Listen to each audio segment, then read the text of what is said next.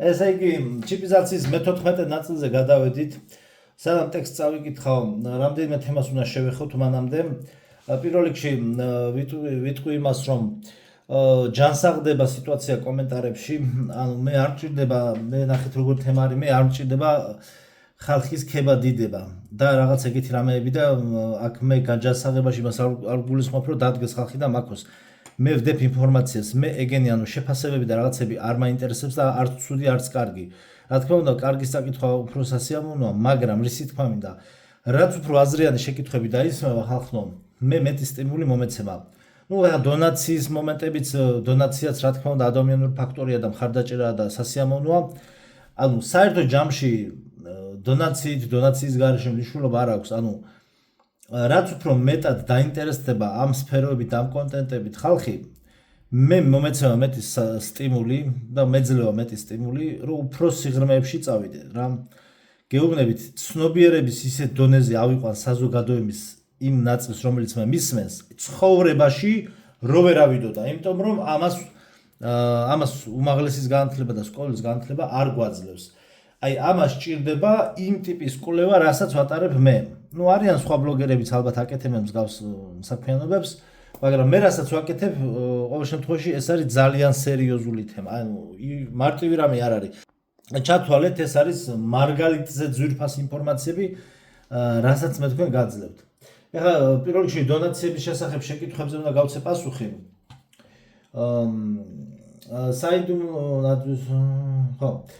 საიდუმლო ნაძვის ფესვებმა ესე იგი დასვა შეკითხვა. ჩინეთში გამართული სამხედრო აღლუმი თუ ნახეო, სადაც ჩინელებმა ლაზერული იარაღი წარადგინეს, აშკარად აღარ ცდილობენ დამალვას, რომ ლაზერული იარაღები არსებობსო. ლაზერული იარაღები რო არსებობს, ეს ჩვენ ფილმებში გვაჩვენეს, ტრანსფორმერებშიც გვაჩვენეს და იქ სხვათა შორის ტრანსფორმერების მეორე ნაწილში იყო, მე მგონი, ხო, ჩინეთით იწყება პირდაპირ კადრები და იქაც ბევრი რამეა. ესე ვთქვათ, ყურადღება მისაქცევი. ხო და თვითონ ეხლა CGI გრაფიკით რაც არის გაკეთებული ვიზუალურად, ეს ლაზერი რას აკეთებს, მე ვიდეოებში გაჩვენებთ რა. ხო და მოკლედ ვნახე ეს ჩინეთში გამართული აღლუმის თემა და ლაზერი კი რა თქმა უნდა აქვთ და პირველ რიგში ვიტყვი იმას, რომ ჩინეთი და მარტო ჩინეთი არა, ზოგადად ეს აღლუმების დროს რა ტექნოლოგიებსაც წარმოადგენენ, აი განსაკუთრებით ყურადღების მისაქცევი არის იქ, რომ ეყენა რობოტი და დრონები. პირდაპირ აი მომავლის ფანტასტიკურ ფილმებში რაც არის, მაგალითად აი ამ დრონების გამოყენება, აი ზუსტად ეგ დრონები უკვე, ანუ ფილმებში რასაც გვაჩვენებენ, უკვე ეწევა ტექნიკა, მაგ ტექნოლოგიები, მაგ ფანტასტიკურ ფილმებში ნაჩვენებ კადრებს უკვე რეალობა ეწევა რა და აი ზუსტად ეგ დრონები და თვითონ ეგ რობოტები, ყველაფერი ეს იქნება გამოყენებული ხალხნო. გარდა იმისა, რომ ეს ტექნიკა არის, ეს ტექნოლოგიები არის იმისთვის, რომ ომისთვის არის, ესე ვთქვათ, მიზანმიმართულად ომისთვის, გამიზნულად ომისთვის არის შექმნილი, ეს ბირთვული ქობინები და 1000 რამე და ეგეც ხალხის ხოცვას ემსახურება, მაგრამ აი ეს რობოტები და ეს დრონები კონკრეტულად იქნება გამოყენებული იმისთვის, რომ დევნონ დაუჩიპავი ადამიანები. ანუ ვინც არ იქნება დაჩიპული და ვინც სისტემის გარეთ ესე ვთქვათ აირჩევს, რომ სისტემის გარეთ იყოს, ყველა ქვეყანაში აი ამ დრონებს, ამ რობოტებს გამოიყენებენ და ერთადერთი თავშესაფარი იქნება გამოქვაბულები და ცოტა სიღრმეებში ჩასვლა. ხა სიღრმეებში უკვე დრონები და იმით ვეღარ დაგიწყებენ დევნას, მაგრამ ტყეებში ძალიან მარტივად გიპოვიან სითფური, რა ქვია, ნათებები, გამოსხივებები და მოგეთ სითფური იმით რომ პოვლობენ რა, კამერებით და ტყეებშიც პლუს ამ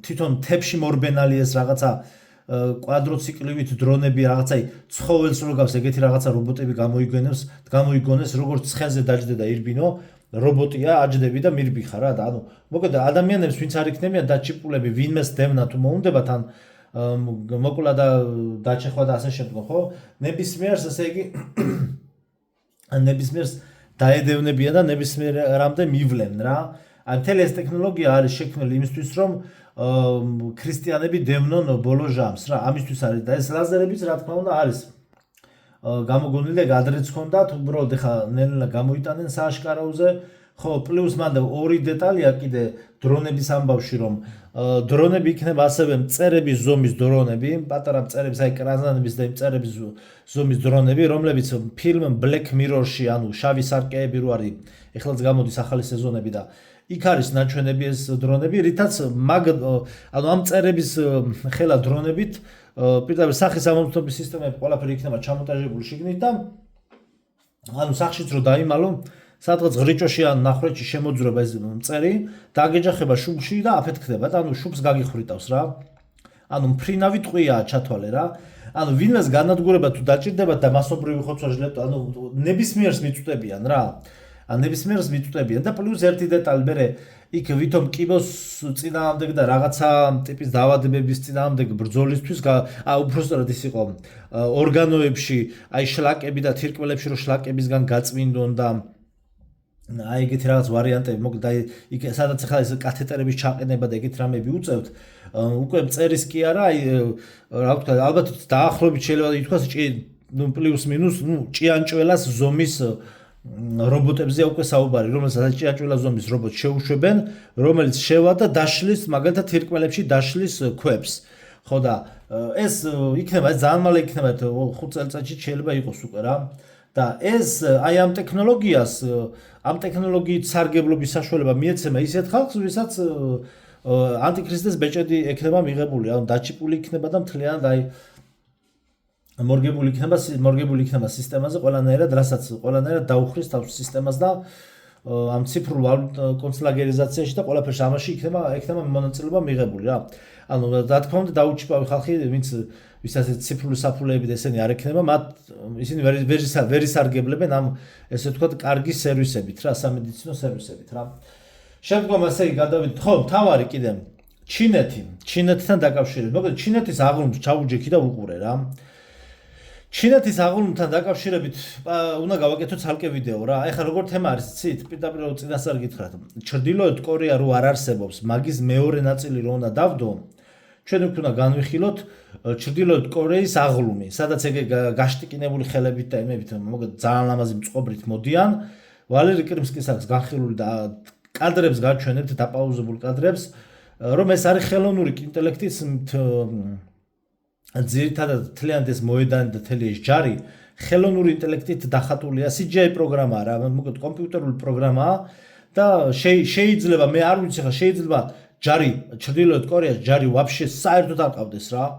და ნუ როგორც ხა მაგალითად შურის მაძიებლების და მარველის ფილმებში ხდება ესე ვთქვათ გადაღება რომ წინა ზოლი სუპერგმირების პირველი ზოლი რო გამორბის და მერე უკან მთელი ჯარი რომ მოოსდებს თითქოს წინა ზოლი რეალური ადამიანები არიან და უკან მოდის უკვე კომპიუტერული გრაფიკით დამატებული მასოვკა ხო რაღაცა ნუ აქ ზოგან პირიქით არის რომ წინა ზოლი მით უმეტეს CGI-ია და მოკლედ აი რამდენი კაცია რეალური მე არ ვიცი მაგრამ ჩრდილოეთ კორეის მსგავსად ესე იგი ჩინეთსაც ესე იგი გამოუყენებიათ CGI ტექნოლოგიები. ეხლა მე გაჩვენებთ პირდაპირ სად არის CGI ტექნოლოგიები გამოყენებული და სადაც არის დახატული, იმიტომ რომ ესენი ადამიანები არ არიან, რასაც მე კონკრეტულ კადრებს რასაც გაჩვენებთ და ეხლა მე იმაზე დავას ვერ დავიწყებ ეხლა აქედან თბილისიდან ჩინეთში რეალურად რამდენი ჯარისკაცი ყავთ და რა ტექნიკა რეალურად ყავთ და რა არ აყავთ. მე მაგაზე დავას ვერ დაგიწყებთ.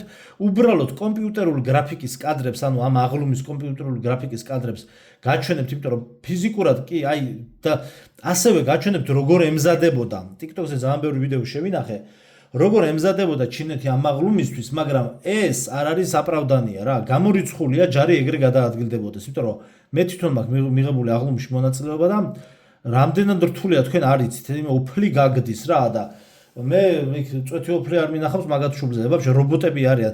ჩინეთზე მაქვს მოსაყოლი რაღაცები, მოკლედ იქით აკვირაში ცალკე ვიდეო დაეთმობა ჩინეთს რა და მაგათ იარაღებსაც და ყველაფერს რა. შემდგომ გავაგრძელოთ ესე იგი კატრინამაც მადლობაო და დონაცია გააკეთა, დიდი მადლობა კატრინასაც და რკინის რეიკა რკინის რეიკა უწერია. ესეთი პლანკები და რეიკები თქო რო გადავ. მოკლედ ესეთი ვიდეო დამილინკა, სადაც ერთი გოგონა ხა არ ჩავრთო მე მაგ ვიდეოს მოკლედ მოგიყვებით რა.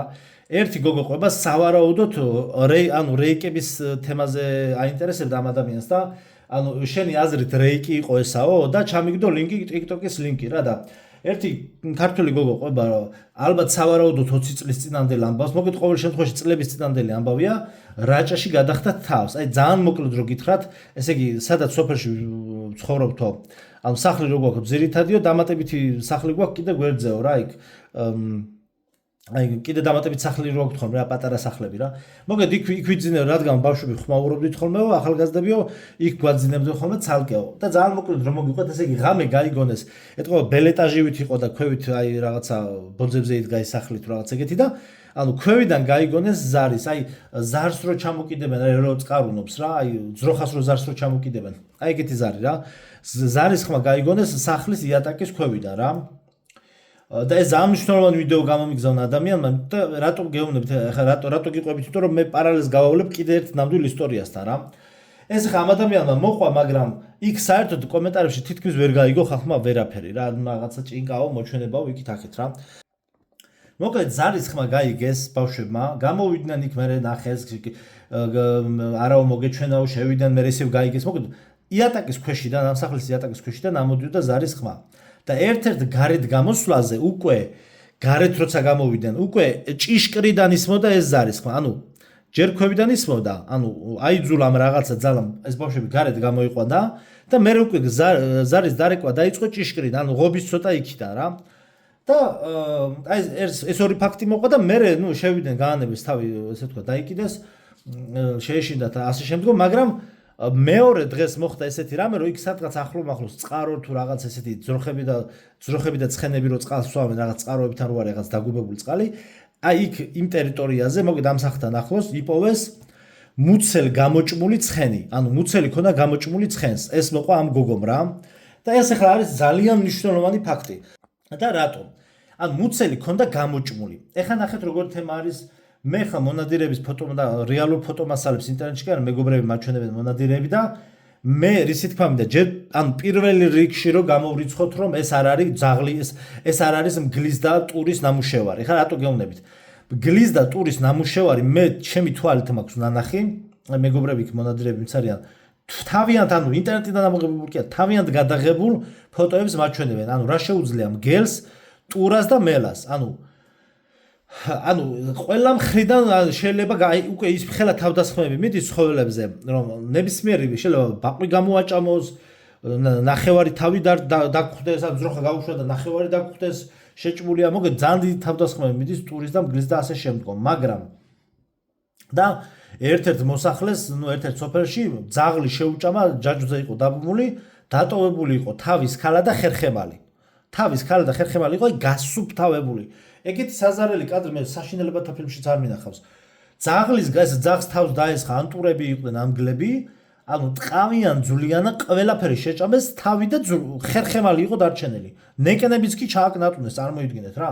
რა დონეზე გაშმაგებულები არიან ცხოველები ველურ ბუნებაში ახლა. გადამეტებული რაოდენობა მგლის და ტურის და ამაზე მთელი დავები. ეხლა ისი თქმა მინდა. ანუ მე ეს ფაქტები ვიცი. ანუ ხდება ესეთი რამე, მაგრამ იმის თქმა მინდა, რომ ეს ცხენის ამბავი, ეს ცხენის ეს გულმუცელი, ან მუცელი ქონდა გამოჭმული. ეს არ არის მგლის და ტურის გამოჭმული, ანუ ეს ცხოველების მიერ გამოჭმული არ არის. მე ალბათ ვიღაცა იფიქრებს, რომ ცდილობს რომ ძალიან დაძაბოს სიტუაცია რაღაც, არა. მე გეუბნებით, რომ ეს არ არის ცხოველის მიერ გამოჭმული მუცელი. და რატომ? ჩვენს ტელეგრამ ჯგუფში იყო ერთი გოგონა, რომელმაც შარშან რო შემოვიდა, მე გავიდა, აღარავი არ მოიწოდა ეთყვა ჯგუფი. მოგეთ გავიდა და ყოველ შემთხვევაში მე გამომიგზავნა ვოისები თუ იქაც ჩაწერა, იქაც ჩააგდო, მე მგონი თუ როგორც მახსოვს. მოკლედ დაახლოებით მოყვა მარტყოფში თუ ნორიოში მოხდა რა, რომელიღაცაში რა. 10-12 წლის წინანდელი ამბავი მე თუ სწორად მახსოვს. მოკლედ იპო იქ ხდებოდა ეგეთი რეიკების შემოსევის თემები იყო და მოხდა ესეთი ფაქტი, რომ იპოვეს ძროხა ზუსტად ეგრე, ოღონდ ხახნო აი გაიხსენეთ ჩუჟოი ფილმი Alien უცხო. აი მუცელს რო ადამიანის იმაში რო ჩაისახება და რაღაც მე მუცელს გამოაჭავს და შიგნა რო გამოხეთქავს და აი ძროხა იყო დავარდნილი, ანუ იპოვეს მეორე დღეს რაღაცა, ღამე დაიკარგა და მეორე დღეს იპოვეს ძროხა, რომელსაც მუცელი უბრალოდ გამოჭმული კი არ ქონდა, აი რეიკების აქტივობა იყო თან იმ პერიოდში. ამ გოგო მე მომიყვა რა. უბრალოდ გამოჭმული კი არ ქონდა, ანუ თითქოს ვიღაცამ აი თითქოს რაღაცა აი როგორ ვთქვა, მუცელი თითქოს შიგნიდან აფეთქდა. აი ესეთი კადრი იყო რა, აი საშინელება რა, მარაზმი. აი თითქოს რაღაცა შიგნიდან ააფეთქა ძროხის მუცელი და მიმოფანტული იყო ეს ძროხის მთელი ეს ნაწლავები და ისინი და თან პლუს მე ნაჭამიც იყო რაღაცეები. ანუ ძროხას ქონდა მუცელი აფეთქებული, ხალხო, წარმოგიდგენთ რაზე საუბარი? ხო და ამიტომ ეს არის ეს ნამდვილად რეიკის თემაა და ეს ფაქტი თუ ნახე ლოგიკურად თუ გამოვიკულებთ და გამოვიძიებთ, რომ რადგან ეს რეიკმა შეჭამა ანუ რაღაცა ანომალიურმა არსებამ თან არც არის მატერიალური თან არც არის რომ ვერ გავიგეთ, რადგან ამ მოვლენამ შეიწირა ეს ცხენი და გამოაჭამა მგულმუცელი, არის საშიშროება იმისა, რომ იმას რომ გაეტყუებინა ეს ბავშვები იქა სადღაც ტყეში, ანუ რაღაცა ცუდი მოხდებოდა, ხო ხვდებით ეხლა რაზე ვლაპარაკობ რა? ანუ ამიტომ ამის საშიშროება არის და როდესაც ადამიანები იკარგებიან, შეიძლება რაღაც ამ ბოროტმა აუმა სულმა ტყეში გაიტყუოს ესე ადამიანი და შეჭამოს პირდაპირ. რა პირდაპირ ცოცხლას შეჭამოს, ძვალიც არ დატოვოს მისგან. ან ერთი თავის ქალა დარჩეს და გადააგოროს სადღაც ხრამში. და ანუ ახლა აქ მე კომენტარები რო იწერება რომ ხალხი რომ წერს რომ მთელი ცხოვრება მონადირე ვარ და ხის ძირში მიყუდებულზე მიძინიაო და 20 წელიო და არაფერი არ მინახავს, რომ მე მესმის ხალხო თქვენ არ გინახავთ, მაგრამ ეგ არის თქვენი რეალობა, მაგრამ თქვენი რეალობით არ განისაზღვრება ყველაფერი. ანუ ეხლა როგორ რაღაცას მეუბნებით, იცი რომ აი მე ახლა მაცივარსო, აი ასეთ რამეს როდესაც ეს მონადირეები ამბობენ, აი როგორ ამას მეუბნები, იცი, მაგით რომ მეო მაცივარს რო ვაღებ ჩემთან ოთახშიო, რავი პროდუქტებით სავსეაო და შენთან რატო არ არის მაცივარი სავსეო, შენთან სახშიო, შენი მაცივარი სავსე რატო არ არის და რატოაც არიელია. მე თუ სავსე მაქვს, შენ სავსე გექნება ლოგიკურიაო. ანუ აი ეგეთ რაღაცას იძახით, ახლა პარალელი რო გავავლო, რაღაცა სულელური პარალელი რო გავავლო, რა, იმიტომ რომ შენ რომ მოჩვენება არ შეგხვდა კაცო, კიდე შენ რო არ აკავს შვილებს, ეს იმას ნიშნავს, რომ დანარჩენი სხვა მსოფლიოს ბავშვებიც არ არსებობენ. მოხდეთ, ანუ რა ლოგიკა არის? ანუ ხალხი მასიურად აკომენტარებს, რომ მთელი ცხოვრება დავდივარ ტყეებში, იქ დავდივარ, აქ დავდივარ, არ მინახავს, არ შეგვიჭირ. შენ რო არ შეგხვედრია, მე არ ვიცი რა კანონზომიერებით ხდება. ნუ შეიძლება ვისაც არ ეშინია, იმას არ ეჩვენება, მაგრამ ცხენს მე გამოვაჭამ, მე მუცელიაბა? მაგრამ მე გეუბნებით აი ამ მარტყოფით თუ ნორიოს ფაქტით, გეუბნებით რომ ეს ცხენი არ არის დაზარალებული გლისგან ან იმისგან რა ქვია, ტურისგან. ეს არის კონკრეტულად რეიკის თემა არის, მოგეთ ჩემ პასუხი ეს იყო რა, ნამდვილად რეიკი იყო ეგ. და ეგ ბავშვები გადარჩნენ, კიდევ კაი არ გაყვნენ იმ ხმას, თორემ შეიძლება ვაფშე გამქრალიყვნენ საერთოდ რა. გამოვუშვით დონაციები, გამოვუშვით შეკითხვები და ვერ საინტერესო რამეს მოგიყვებით. ეხლა პირველ რიგში სანამ ტექსტის წაკითხვას დავიწყებ, ეხლა უნდა გაგაცნოთ რა ხდება რუსეთში. რუსეთში პირველი სექტე ამოვკრიფე მე ინფორმაციები ამოვიწერე.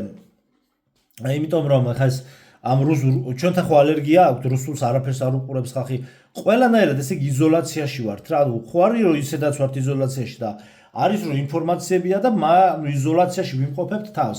ხო და ეს ჩვენთვის კარგი არ არის ხალხო.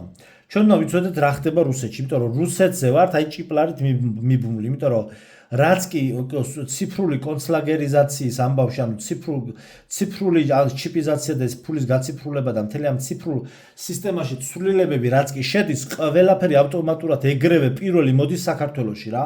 ყველა ეს რეგულაცია გატარდება და ექსპერიმენტის დონეზე გატარდება და გაკეთდება საქართველოში. ამიტომაც ვართ ჩვენთვის ტურისტების ამიტომაც ვართ ჩვენ ტურისტებისთვის ესე ვთქვა ძალიან სარფიანია ტურისტებისთვის ჩამოსვლა და აქ ბიზნესების გახსნა და ყველაფერი მარტივია, ყველაფერი ციფრულ დონეზეა, უცებ კეთდება იუსტიციაში მიდიხარ და ხალხი 20 წელია გერმანიაშია და ელემენტარული საბუთი ვერ აუღია და აქ ტიპი ჩამოდის ტურისტულად და რაღაცა საბუთს აკეთებს, მოქალაქეობას იკეთებს ეგრევე ერთ დღეში, მეორე დღეს წავა და 15 წუთში ბიზნეს არეგისტრირებს. ხო ხვდებით, ხა წადი აბა იტალიაში მინდა გარეგისტრირებინებს ბიზნესს და საბერძნეთში კიდე. ხო და ამიტომ რასაც ეს ამ ყველაფერს რასაც აქვს თავისი პლუსები, მინუსები აქვს სამომავლოდ რა. მოკლედ ეხლა რა ხდება? რუსეთში 1 სექტემბრიდან მოკლედ ციფრული კონცლაგერიზაცია, ანუ ტოტალური კონტროლის ამბებში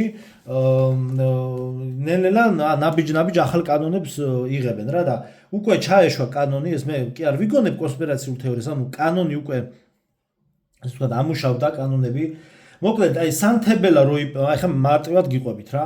აი სანთებელაც რომ იყიდო ადამიანმა და რაღაცა სანთებელა და მსგავსი რაღაცები 18 წლიდან ზევით უნდა იყო ადამიანი და პლუს უნდა წარადგინო პასპორტი. ანუ პასპორტის გარეშე ვერ იყიდი ვერაფერს.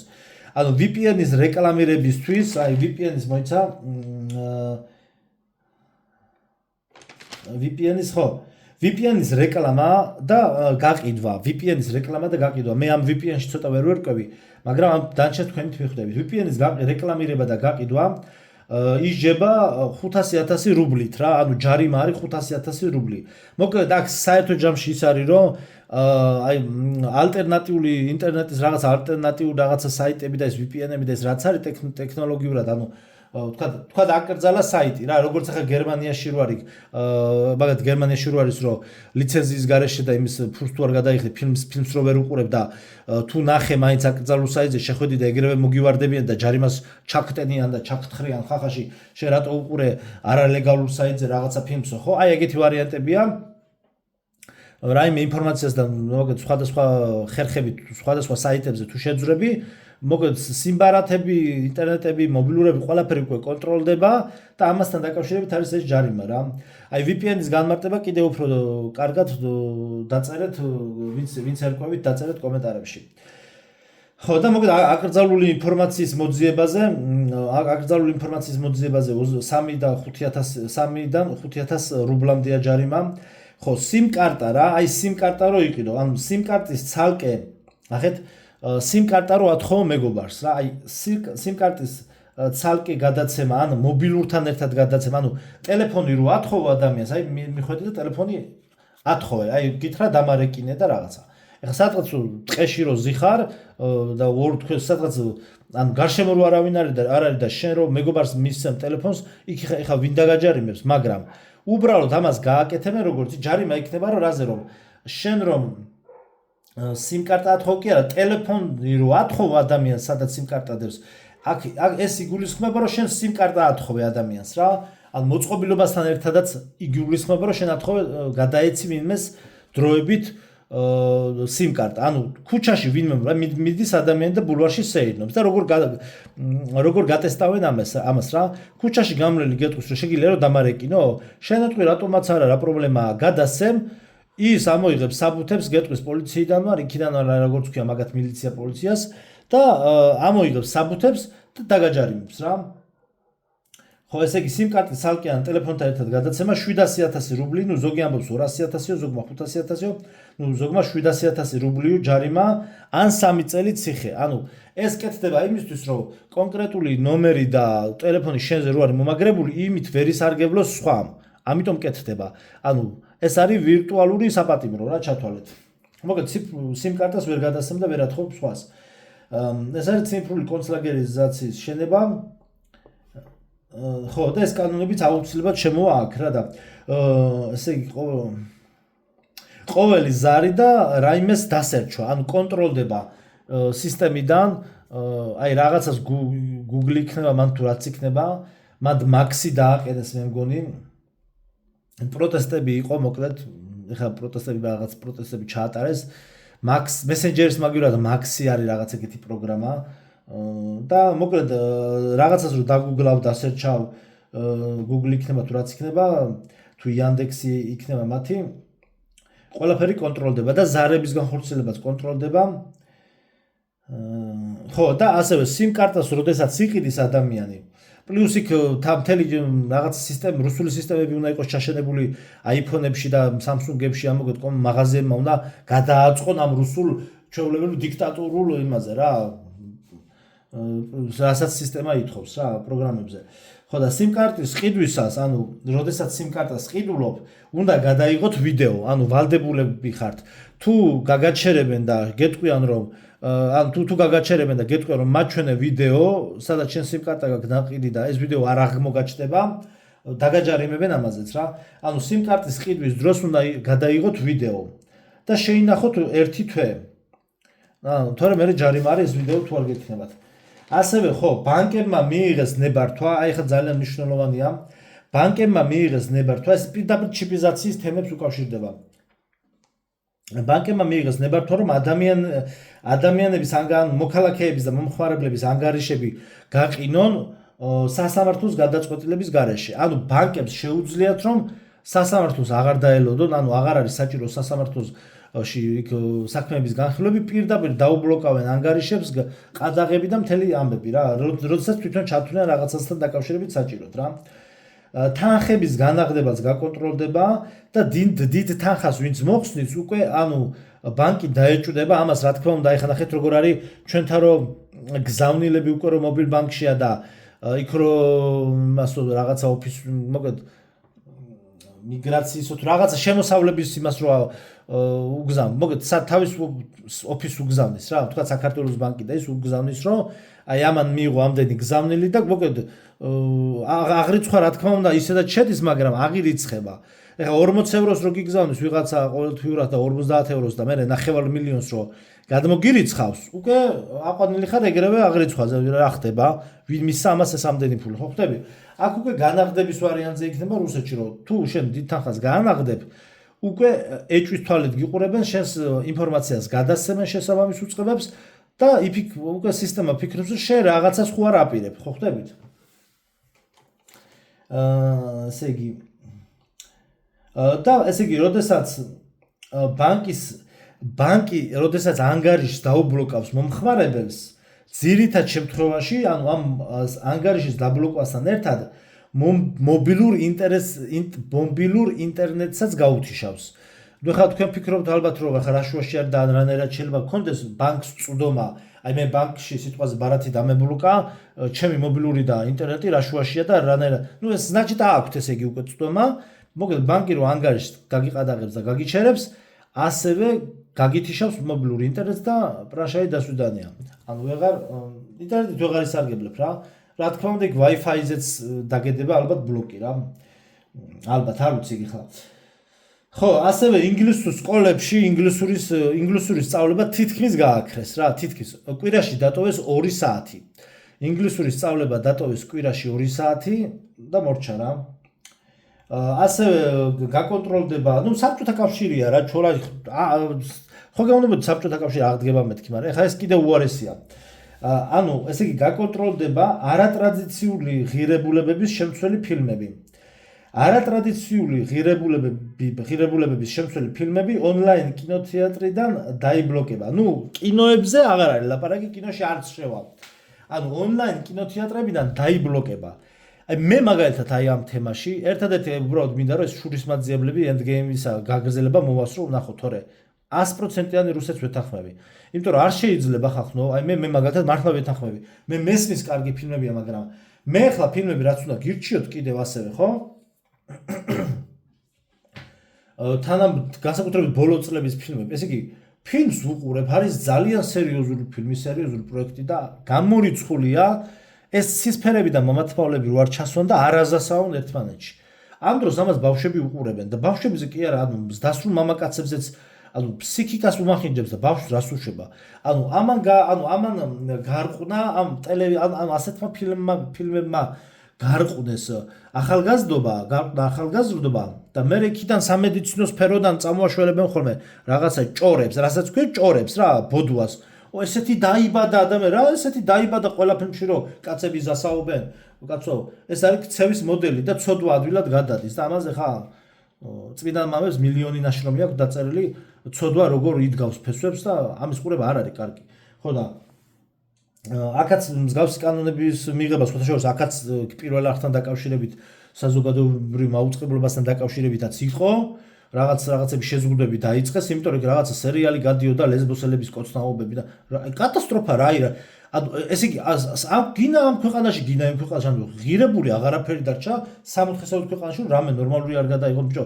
პირადი ცხოვრება ხახნო ნახეთ რა არის მე წმინდანი კი არა ვარ. ყველას გვაქვს ჩვენ პირადი ცხოვრება და ყველას აქვს რაღაცა მითხარული ცოტა. ეხლა მე იმაში რა ვქი ერთ ამ გეობაში და ლესბოსელობებში არ ვგულისხმობ რა. პატარა ჩვენ ყველანი მივქარავთ მაინც და რაღაცა ჩვენ გვაქვს ეხლა ჩვეულებრივ ნორმალური მაშინ ვამბობ რა. ტოლვა გვაქვს და ეს ბიოლოგიური მოთხოვნილება, მაგრამ ამას შენ გამოყავზე საჯაროდ აჩვენებ და ჯერ ინსტაგრამზე რა ხდება, ხო?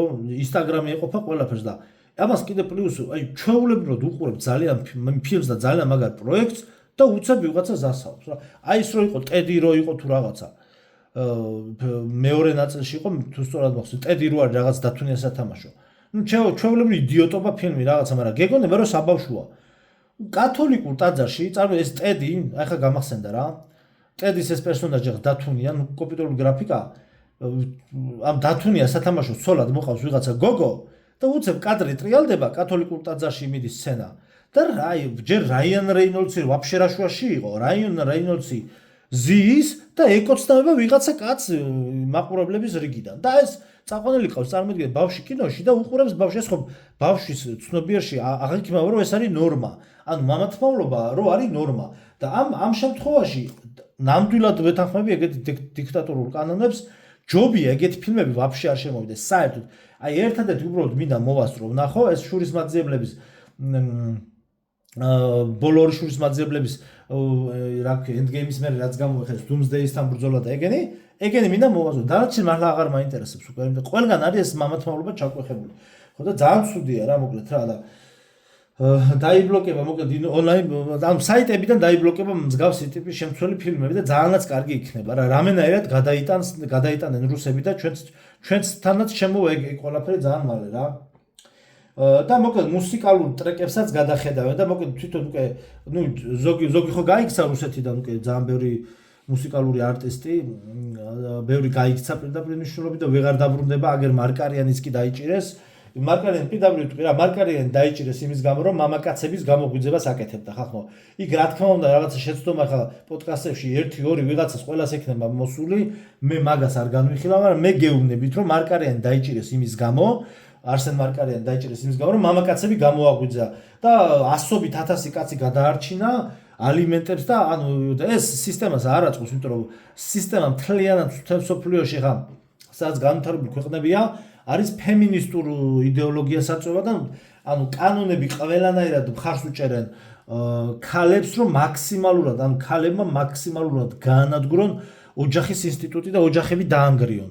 აქ არ არის იმაზე ლაპარაკი, რა თქმა უნდა, ხა მე რომ მკითხე ხა ის კანონები რაც დღეს არის, ადრე რომ ყოფილიყო, ანუ სწორად გამოყენებული, ძალიან ბევრი ხალი იჩაგრებოდა და რამხელა ჩვენთანაც საქართველოში რა ყველა მეორე მე მგონი ფიზიკური ძალადობის მსხვერპლი იყო კაცებისგან და ხა ეკანონები უნდა მუშაობდეს, უნდა ადრეც უნდა ემუშავა, რა თქმა უნდა, მაგრამ ესე კაცო ქალი განცხადებას, ცოლი განცხადებას აკეთებს, იცი რა გუშინწი ქმარმა გამაუპატიურაო და უბრალოდ მტკიცებულების გარეშე შენ უბრალოდ განცხადების გაკეთების საფუძველზე შენ კაც 8-10 წელი ციხეში სვავ, ეს არის სუბთასატანისტური იდეოლოგია, რომელიც მოდის პირდაპირ მსოფლიო მართლობიდან, რა თქმა უნდა ლაპარაკი. ამიტომ ამ საკითხებში რომ ხა სიტყვას მოყვა რა, გამოაფხიზლა ხალხი ძალიან ბევრი პოდკასტი ჩაწერა და ჩათვალეთ რომ მაგარი საქმე გაუკეთებთ მსოფლიო საზოგადოებას რუსულ ენოვან აუდიტორიას. მარკარიანმა მე აქაც სხვათა შორის თბილისშიც გახსნა რაღაცა სასწავლო სკოლა თუ ინსტიტუტივით რაღაცა ვერ მივხვდი რა იყო, მაგრამ რაღაცა ვორქშოპებს ატარებენ.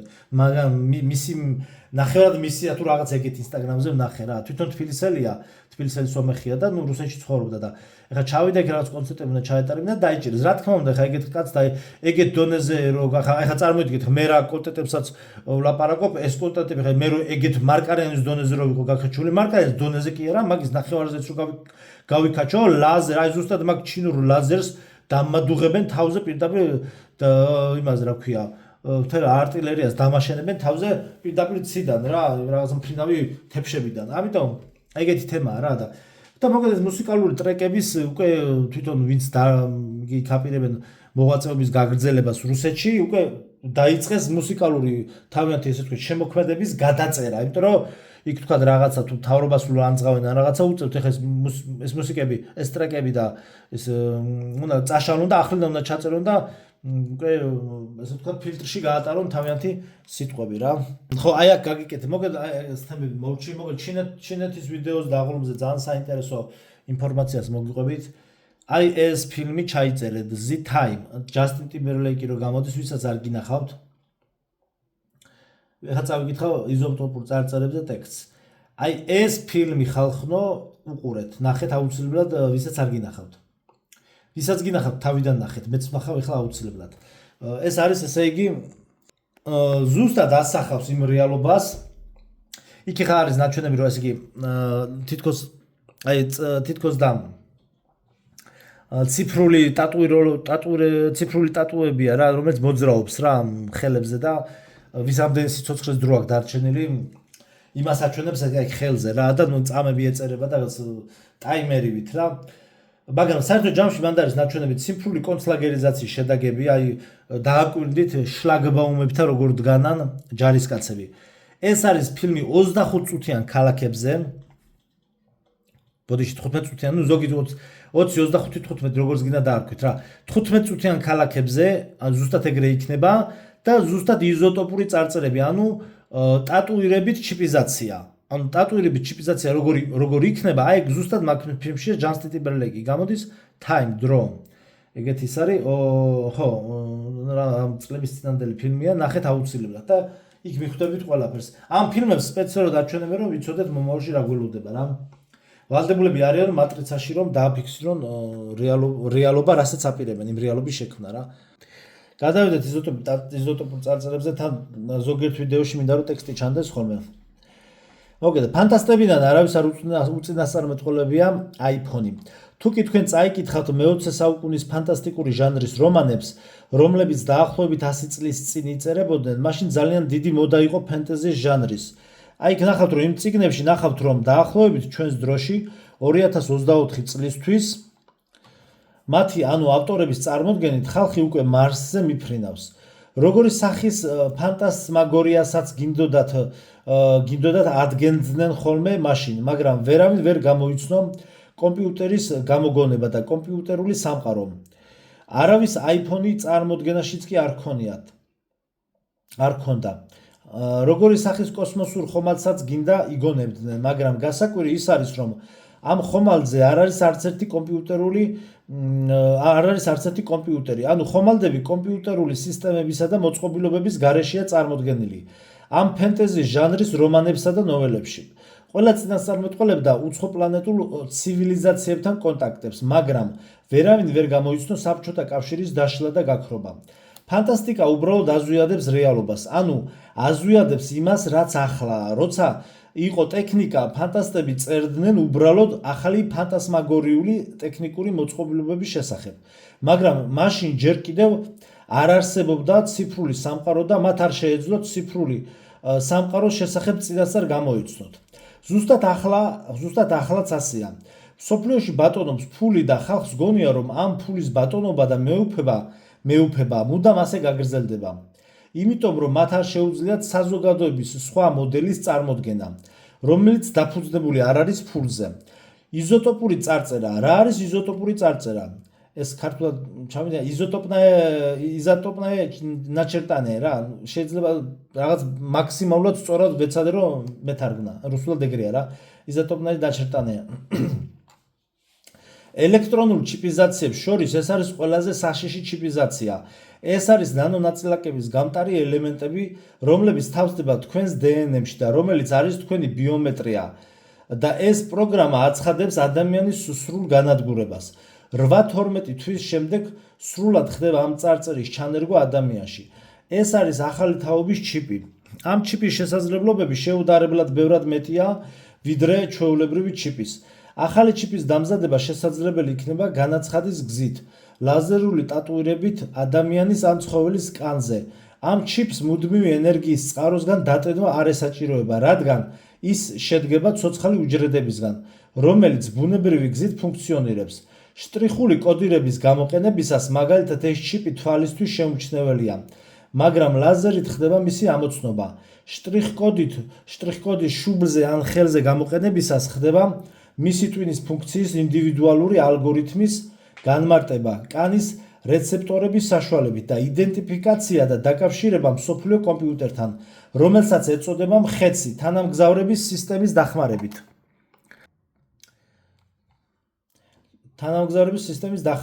თქვენს ორგანიზმში იმის მეშვეობით შემოდიან ნანონაწილაკები, რომლებიც ანძებით კონტროლირდება და შემდგომისთვის შეგიძლიათ რომ თანამგზავრი შეცვალოთ ტერმინი ფსიქოტრონული ანძით. შტრიხ-კოდის ლაზერით ამოტვიფრით ადამიანის სახის სკანირებით დამზადდება ადამიანის ბიომეტრიული საბუთები და ეს ყველაზე კომფორტული საშუალებაა მთავრობისთვის მშვიდად ჩქარა და უმტკივნეულოდ გადაჭრან მოსახლეობის დაბეჭდვის პრობლემამ, რომლების როგორც გამოუცდელი ნახირის კონტროლირება იქნება შესაძლებელი. რა არის ჩვენი მობილური ტელეფონი? ეს არის ჩიპი, რომელიც ახლა ჩვენ ჯიბეში გვიდევს, ხოლო ხვალ და ზეგ შუბლსა და ხელში გექნებათ ჩამონტაჟებული. ამ მომენტისთვის მსოფლიოში მიღებულია ორი ტიპის დაბეჭდვა წარწერა: ლაზერული ტატუირება და იზოტოპური მარკირება. ის ყენდება ყველა იმ მსურველისთვის, ვისაც ბიომეტრიული პასპორტის აღება უნდა და ყენდება სკანირების შენიღბულობით და ციფრული ფოტოგრაფიის სახით დგება. ადამიანის სახე და მისი ბიომეტრიული მონაცემები ზრდის და თავის ქალის ფორმირების პროცესში იცვლება. თუმცა მიუხედავად ამისა, ბიომეტრიული ფოტოს გადაღება ხდება ერთხელ და მთელი ცხოვრების მანძილზე საკმარისია. მეორედ გადაღება აღარ არის საჭირო. ბავშვობის ასაკშიც რომ გადაიღოს ადამიანმა, მაინც აღარ იქნება მეორედ ამ ფოტოს გადაღება საჭირო. აეროპორტის ვიდეო დამკვირვებლის ცენტრალური მონიტორი მგზავრების მთლიან სახეს არ ასკანერებენ, არამედ მათ შუბლებს. ეს ჩანს ყველა ჩანაწერში. ბიოპასპორტების მფლობელების ამოცნობა უშეცდომოდ ხდება ვიდეო კონტროლის კომპიუტერი პროგრამის მიერ და საბაჟო კონტროლის გამარტივებული რეჟიმი გააჩნია.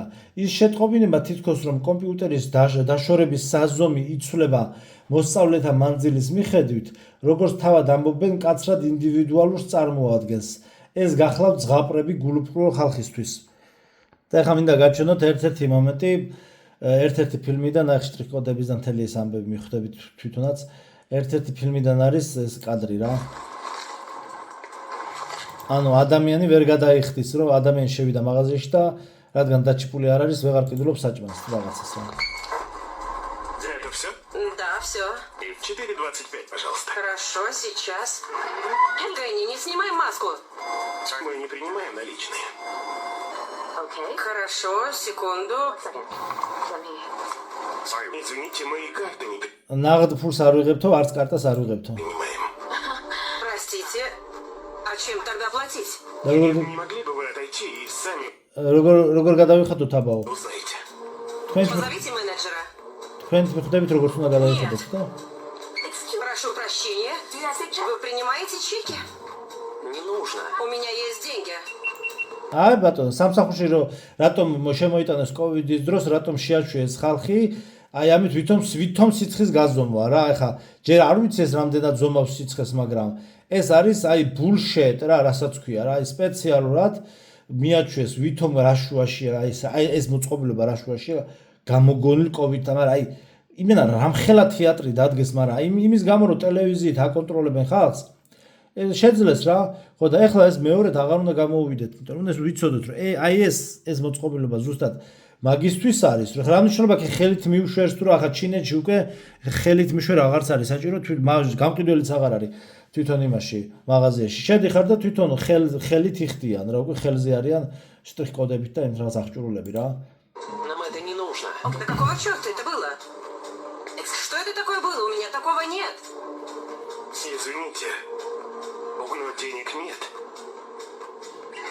ну ეს ახლა სადღაც 2030 წლის მერე უკვე 100%-ით ვეღარ ვიყიდით ჩვენ პროდუქტებს რა.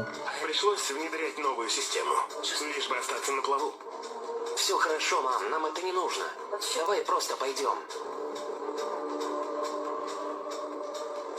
Надеюсь, вы понимаете. ამიტომ თუ კი ასე თქვა საქართველოში მოსახლეობა გამოიგუძებს, ანუ აი რაღაც მეცინება ხო რაღაც აი რაც დრო არ უნდა გავიდეს ხო ნებისმიერ საკითხში ხალხი მთავრობას უყურებს იმედის თვალით. მე არ მაქვს საუბარი იმაზე, მთავრობა ზოგადად ეხა ძალიან ბევრ კარგ პროექტს ახორციელებს, მაგრამ აი ამ მასშტაბებზე როდესაც არის საუბარი, ანუ ადამიანი მთავრობის იმედზე არ უნდა იყოს, იმიტომ რომ მთავრობა შეასრულებს აი როგორც რა იუსტიციის სახლები რისთვის გაიხსნა. მიშა იყო კარგი, მიშა იყო ცუდი, ამაზე კი არ არის საუბარი. დაავალეს, გახსენ იუსტიციის სახლები და გახსნა. ანუ როგორ შეიძლება ხალხო, აი ნახეთ, იმისი არ იყოს, ნახე, რაზე არის საუბარი. როგორ შეიძლება იაპონიის იმაზე მე-19 საუკუნეში ბოდიში მე-19 საუკუნის ბოლოს და მე-20 საუკუნის დასაწყისში ქვეყნები განსაკუთრებით იაპონია და მაგ ჩინეთზე და მაგაზია საუბარი ხალხი ბამბუკის ნავებით დაცურაობდა და 15 წელიწადში სამხედრო არტილერია ჰქონდა. საიდან? რანაირ ასისურელია, ხო? როგორ შეიძლება შევარდნაძის ეპოქა იყოს, იდგეს, ესეთი ბნელი 90-იანები იყოს, დენი არ გქონდეს და უცებ მოვარდა ვიღაცამ, ესე ვთქვათ, ლიდერი, გადატრიალება მოახდინა და კარგი ბიჭი იყო და თურმე ჩაატვირთვი რაღაცა ქვეყანა დააყენა ფეხზე, ხო? რაზეა ლაპარაკი? მის თავს უფრო მართლებამ დავალება და ციფრული, ესე იგი, კონცლაგერიზაციის პირველი ეტაპები რაც არის ეს ძალიან კომფორტულია, რა თქმა უნდა, ეს ბიუროკრატიული რაღაცა თვეები რო პასპორტს არ ელოდები, რა თქმა უნდა, ამ წუთას ყველაფერი რაც იუსტიციაში ხდება, იდეალურია, აი იდეალური. აქეთ ჩვენთვის იქით ტურისტებისთვის. ჩვენთვის იდეალური ის არ არის ქართული მიწები რო იყიდაო, მაგრამ ხო ხვდებით რაზეა საუბარი? როგორ შეიძლება ბნელი 90-იანებიდან პირდაპირ შეაბიჯო ასეთ გამარტივებულ ციფრულ სისტემაში? და ეს გააკეთა ვიღაცა ლიდერის, ახლა მიშა გრიშა მაგას უშუალოდ არ აქვს. ვიღაცა ლიდერის კეთილი გულის გამო მოხდა? ხო და გამომხი, როგორ შეიძლება ხალხს დენი არ აქვს? 20 წელი ტიპებს დენი არ აქვს და უცებ იუსტიციას გიშენებენ. ესე იგი, ფული ჩაიდო, პროგრამა ჩაეშვა, ხო? ხო უნდა მივხვდეთ, კაცო, იმ წუთას თუ არ მივხვდით. რო გავიდა 20 წელი, ეხა ხო უნდა მივხვდეთ, არა? ამაზეა ლაპარაკი, ამიტომ ეს ყველაფერი ეტაპობრივად იგეგმება და მიდის წინ და წინ. და ვასრულებთ. ბილ გეიტსის სმარტფონების ერის დასასრულს აანონსებს და აცხადებს, რომ მათ მაგივრად ელექტრონული ტატუირებები შემოვა. მათი განთავსება სხეულის ყველა ნაწილში იქნება შესაძლებელი, მაგრამ ძირითადად რა თქმა უნდა თავსა და ხელებზე. ამ ტატუების საშუალებით დარეკვაც კი იქნება შესაძლებელი და ეს ნორმად იქცევა. და ამისთვის გამოყენებული იქნება ნანო კომპონენტებით სავსე ჭკვიანი მელანი. და ამ ყველაფერს გარშემო არსებულ მოწყობილობებთან დაკავშირების ზემოქმედების მოხდენა შეიძლება. ანუ ისე თქვა მინდა, ეს ტატუირებით შენ პულტიც აღარ დაგჭირდება, ბანდედანვე გადართავ, ანუ ზემოქმედების მოხდენაში ეგ იგულისხმება, რომ აი ხლა რო არის ტელეფონიდან რო აი ხა მაგათად Wi-Fi რო დაუყენეს კონდიციონერებს, ანუ სახში სანამ მიხვალ, დენზე თავარი დენზე შეერთებული დატოვო, სახში სანამ მიხვალ, ტელეფონში შეხვალ და ინტერნეტის საშუალებით შენი მობილური ინტერნეტით დაუკავშირდები შენს Wi-Fi-ს, უკავშირდება აპლიკაცია გაქვს დაყენებული და შეგიძლია სანამ სახში მიხვალ და სახში რო არავინ არ არის, ჩართო ახლა 10-15 წუთით ადრე ან 9 საათით ადრე ჩართო კონდიციონერი, ისე რომ სახში არ ახარ, დისტანციურად ჩართო, რომ მიხვალ რომ გაგრილებული დაგხვდეს სახლი. ეხლა ეს რო 90-იან წლებში ვინმეს ეთქვა, ჯერ ხალხი კითხავდა, ჯერ კონდიციონერი რა არისო, მე გკითხავდა მობილური რა არისო, მე გკითხავდა ინტერნეტი რა არისო. ხვდებით ხა, ამიტომ ეს ყველაფერი უკვე დარეგულირდება არხების გადართო რაღაცა, ტატუირებები იქნება იმოძრავებს სხეულზე. თან ისეთი ტატუირებები კი არ იქნება, რომ შენ ტატუ გაიკეთო და აღარ მინდა ჩიპიზაცია და ანტიქრისტეს ის ვიყო, რა ქვია, მოსამსახურე და მონაო, ეხა წავალ და ტატუირებას ამოვიშლიო. არა, ეს ტატუირებები მთელ სხეულზე იმოძრავებს. ანუ ამას ვეღარ ამოიშლის ვეღარავინ. ანუ ზემოქმედების მოხდენა შეიძლება პირდაპირ ყავა შეგიძლია აადუღო და უბრძანო ხელოვნური ინტელექტით, რომ ჩაირთოს ყავის აპარატი და ჩამოგისხას ყავა და ასე შემდგომ რა. რაც არის მოწყობილობები გარშემო. ან გარშემო არსებულ მოწყობილობებთან ზემოქმედების მოხდენა შეიძლება. სამომავლოდ კი ის მოგცემს იმას, რომ ხელში ტელეფონების ჭერის მაგივრად ეს ტატუები მოგცემენ საშუალებას, რომ შევიდეთ ინტერნეტში. განსაზღვროთ ჩვენი ჯანმრთელობა და ეს ყველაფერი ხელოვნური ინტელექტის დახმარებით მოხდება ეკრანის გარეშე. რას გვახსენებს ეს? რა არის, აქ მე ჟურნალისტი ეკითხება რაღაც გადაცემიდან არის ფრაგმენტი. რა არის ეს ციფრული ტატუირება?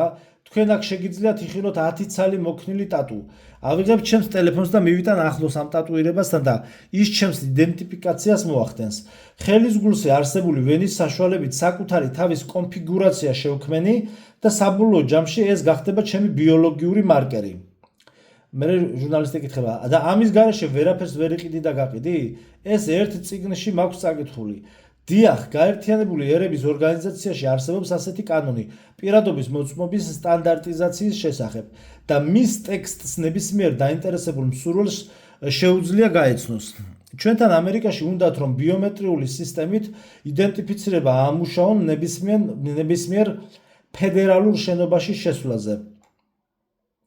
ეს ტექნოლოგიები შემოაქვთ იმისთვის, რომ თითქოს და საზღვრების დაცვა რომ უფრო უსაფრთხო გახადო და როგორ არის ეს დაკავშირებული იმასთან, რაც წერია გამოცხადების წიგნში მხეცთან დაკავშირებით? გავიხსენოთ რა წერია გამოცხადებაში და მიეცა მას სული მიცემად ხატსამას მხეცისასა. იონეს გამოცხადება 13:15. მე მიმაჩნია რომ ტექნოლოგიური სინგულარობა სრულიად შეიძლება რომ მივიჩნიოთ გველის სახით სულის შთაბერვად, იმიტომ რომ როდესაც ხელოვნური ინტელექტის ცნობიერება ჩამოიშლება, შემდგომ მასში წარმოიქმნება საკუთარი მე და აი ზუსტად რომ ეს არის სულის არსებობა.